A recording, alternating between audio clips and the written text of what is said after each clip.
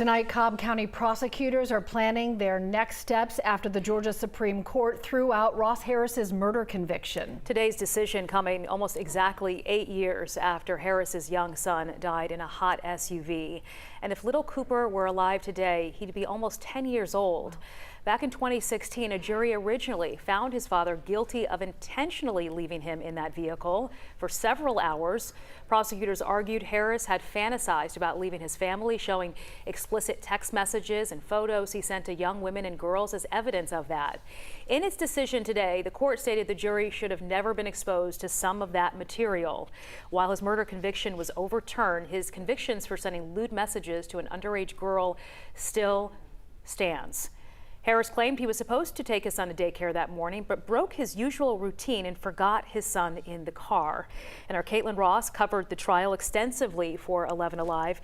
And Caitlin, I know you spoke to a doctor who was actually supposed to testify about that regarding parents who accidentally leave their kids in cars, that he believed this was not intentional. Exactly, and he never did get the chance to testify. He told me today he was disappointed about that.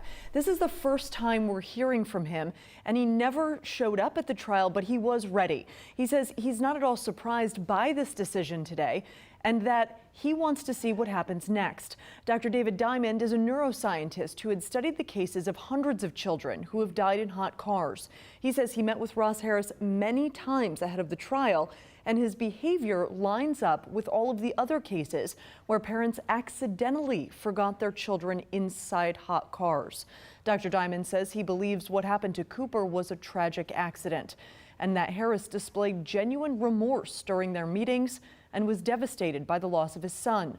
Harris's defense attorney wrote in their appeal that Dr. Diamond would never testify at trial because the judge ruled all of the notes from his private sessions with Harris would have to be made public.